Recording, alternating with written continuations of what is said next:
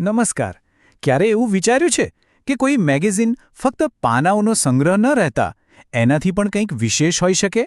આજે આપણે અખંડ જ્યોતિના એ જ ઊંડાણને સ્પર્શવાના છીએ. આ માત્ર એક પ્રકાશન નથી, પણ એક બહુ મોટા આધ્યાત્મિક મિશનનો પાયો છે. આ તો એક જ્ઞાનના દીવાથી શરૂ થયેલી વૈશ્વિક ચળવળની આખી ગાથા છે. તો ચાલો આ પ્રેરણાદાયક સફરની શરૂઆત કરીએ. તો આપણી આ સફર કેવી રીતે આગળ વધશે? ચાલો જોઈએ. આપણે શરૂઆત કરીશું એક શાશ્વત જ્યોતથી, પછી મળીશું એના દ્રષ્ટાને અને ઊંડાણમાં જઈને સમજીશું કે કેવી રીતે એક નાનકડો વિચાર, એક સંકલ્પ આખી દુનિયામાં પરિવર્તન લાવનારા આંદોલનમાં ફેરવાઈ ગયો. દરેક કદમ આપણને આ મિશનના હૃદયની એકદમ નજીક લઈ જશે.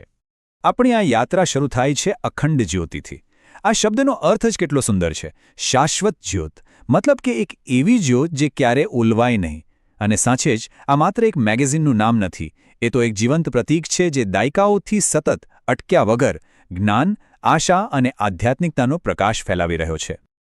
તો સવાલ એ થાય કે આ શાશ્વત જ્યોતને પ્રગટાવનાર કોણ છે? જો, કોઈ પણ મહાન મિશન પાછળ એક મહાન દ્રષ્ટા હોય જ છે. એક એવી માર્ગદર્શક શક્તિ કે જે ફક્ત પોતાના માટે નહીં પણ સમગ્ર માનવતા માટે વિચારે છે. ચલો, હવે આપણે આ મિશનના પ્રેરણા સ્ત્રોતને મળીએ. આ મિશનના સ્થાપક છે પંડિત શ્રીરામ શર્મા આચાર્યજી, પણ લોકો એમને ખૂબ જ આદરથી યુગ ઋષિ કહીને બોલાવે છે. અને આ કોઈ સામાન્ય પદવી નથી. એનો બહુ ગહન અર્થ છે. યુગના ઋષિ એટલે કે એક એવા માર્ગદર્શક જેમના વિચારો અને કામમાં એટલી શક્તિ છે કે એ ફક્ત આજના સમયને જ નહીં પણ આવનારા આખા યુગને દિશા આપી શકે. અને એમની આખી દ્રષ્ટિ, એમનું વિઝન ફક્ત આ એક જ વાક્યમાં સમાઈ જાય છે. એમનો હેતુ એકદમ સ્પષ્ટ હતો. ભારતના ઊંડા અને પ્રાચીન જ્ઞાનના આધારે આખી દુનિયામાં નૈતિક અને આધ્યાત્મિક રીતે લોકોને ફરીથી જગાડવા. આ કોઈ એક દેશ કે સમાજ પૂરતું નહીં, પણ એક વૈશ્વિક આંદોલનનો પાયાનો વિચાર છે. હવે આટલું મોટું વિઝન હોય તો એને જમીન પર ઉતારવા માટે એક નક્કર પ્લાનની જરૂર પડે, ખરું ને? ખાલી વિચારથી કામ ન ચાલે. એટલે આ દ્રષ્ટિને એક નામ અને એક માળખું આપવામાં આવ્યું. એક એવું માળખું જે આજના યુગને નૈતિક અને વૈચારિક રીતે ફરીથી બેઠો કરવાનો રસ્તો બતાવે છે. આ યોજનાનું નામ છે યુગ નિર્માણ યોજના. ચાલો આ શબ્દોને થોડા છૂટા પાડીને સમજીએ. યુગ એટલે એક આખો સમયગાળો, નિર્માણ એટલે એને નવેસરથી ઘડવું, અને યોજના એટલે કે એક પાક્કો વ્યવસ્થિત પ્લાન. આનો મતલબ ખાલી સમાજ સુધારણા નથી, પણ લોકોના વિચારોમાં ક્રાંતિ લાવીને એક નવા, વધુ સારા અને સંસ્કારી યુગનું નિર્માણ કરવું. પણ સવાલ એ છે કે આટલું મોટું પરિવર્તન, આખા યુગનું નિર્માણ, એની શરૂઆત ક્યાંથી થઈ? આ મિશનનો પાયાનો સિદ્ધાંત એકદમ સ્પષ્ટ અને શક્તિશાળી છે.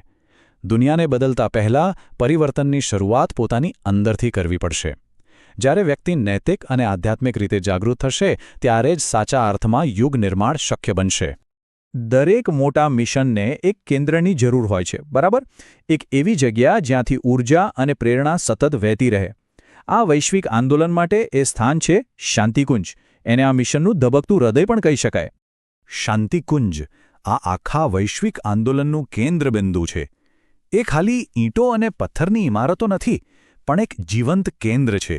એક એવો પ્રેરણા સ્ત્રોત છે જ્યાંથી આ મિશનની ઊર્જા, એનું જ્ઞાન અને માર્ગદર્શન આખી દુનિયામાં લાખો લોકો સુધી પહોંચે છે. તો આજે વૈચારિક અને આત્મિક પરિવર્તનની આપણે વાત કરી, એનું જ્ઞાન ક્યાંથી મળશે? યુગઋષિએ એનો પણ ખૂબ સુંદર પ્રબંધ કર્યો. એમણે જીવનના નાનામાં નાના અને મોટામાં મોટા દરેક પાસાને સ્પર્શતું હોય એવા સાહિત્યનો એક વિશાળ ખજાનો બનાવ્યો છે. આ ફક્ત પુસ્તકોનો ઢગલો નથી, પણ એક એવું પુસ્તકાલય છે જે વ્યક્તિગત અને સામાજિક પરિવર્તન માટે એકદમ સ્પષ્ટ રસ્તો બતાવે છે. આ સાહિત્યનો સૌથી પહેલો પાયો છે વ્યક્તિગત વિકાસ, મતલબ આપણી જાત પર કામ કરવું. અહીં એવા વિષયો પર પ્રકાશ પાડવામાં આવ્યો છે જે આપણને અંદરથી મજબૂત બનાવે છે, જેમ કે આધ્યાત્મિકતાના ઊંડા સિદ્ધાંતો, ધ્યાનની સાવ સરળ પણ ખૂબ જ અસરકારક રીતો, અને આપણી ભાવનાઓ પર કાબૂ કેવી રીતે મેળવવો, આ બધું જ આપણી અંદર છુપાયેલી શક્તિઓને ઓળખવામાં અને એને વિકસાવવામાં મદદ કરે છે. પણ વાત ખાલી આધ્યાત્મિકતાની નથી. આ જ્ઞાન આપણને રોજબરોજના જીવનમાં પણ ખૂબ જ ઉપયોગી છે. આજની આ ભાગદોડવાળી જિંદગીમાં સ્ટ્રેસ મેનેજ કેવી રીતે કરવો, પરિવારના સંબંધોમાં મીઠાશ કેવી રીતે જાળવી રાખવી અને આપણા વ્યક્તિત્વને વધુ સારું કેવી રીતે બનાવવું, આ બધા જ વ્યાવહારિક વિષયો પર ઊંડી સમજ આપવામાં આવી છે. સાચા અર્થમાં આ તો જીવન જીવવાની કળા શીખવે છે. અને આ મિશનની એક ખૂબ જ ખાસ અને અનોખી વાત એ છે કે એ વિજ્ઞાન અને આધ્યાત્મિકતાને જોડે છે. એ કોઈ પણ જાતના અંધવિશ્વાસને બાજુ પર મૂકીને તર્કના આધારે ભારતીય સંસ્કૃતિના દર્શનને આજના જમાના પ્રમાણે રજૂ કરે છે. અને એનો ઉદ્દેશ્ય ખાલી વ્યક્તિગત શાંતિ સુધી સીમિત નથી, પણ વિચાર ક્રાંતિ દ્વારા સમાજમાં મહિલા સશક્તિકરણ અને માનવ ગરિમા જેવા મુદ્દાઓ પર પણ હકારાત્મક બદલાવ લાવવાનો છે. તો આપણે એક મેગેઝિનથી શરૂ કરીને એક વૈશ્વિક મિશન સુધીની આ પ્રભાવશાળી સફર કરી. આ બધાને જોડીને આપણે શું સમજી શકીએ? આ મિશનનો અસલી સાર શું છે? ચાલો આ આખી દૃષ્ટિના મુખ્ય મુદ્દાઓને એકવાર ફરીથી જોડીએ. જો આખી વાત કેટલી સુંદર રીતે જોડાયેલી છે. શરૂઆત થઈ અખંડ જ્યોતિ નામની એક જ્ઞાનની જ્યોતથી. એને દિશા આપી યુગ ઋષિ નામના એક માર્ગદર્શકે. એમાંથી બન્યું યુગ નિર્માણ યોજના નામનું એક વૈશ્વિક મિશન, જેનું પાવરહાઉસ છે શાંતિકુંજ. અને આ બધું જ જ્ઞાન સાહિત્યના રૂપમાં દરેક વ્યક્તિ માટે એક સંપૂર્ણ અને વ્યવહારુ માર્ગ પૂરો પાડે છે. અને અંતે આખી યાત્રા આપણને એક ખૂબ ઊંડા સવાલ પાસે લાવીને ઊભી રાખે છે. શું ખરેખર એક વ્યક્તિની દ્રષ્ટિ જ્યારે એ શુદ્ધ, નિસ્વાર્થ અને એકદમ કેન્દ્રિત હોય ત્યારે એ આખી દુનિયાના અંધકારને દૂર કરીને તેને પ્રકાશિત કરી શકે છે? આ ચોક્કસપણે વિચારવા જેવો પ્રશ્ન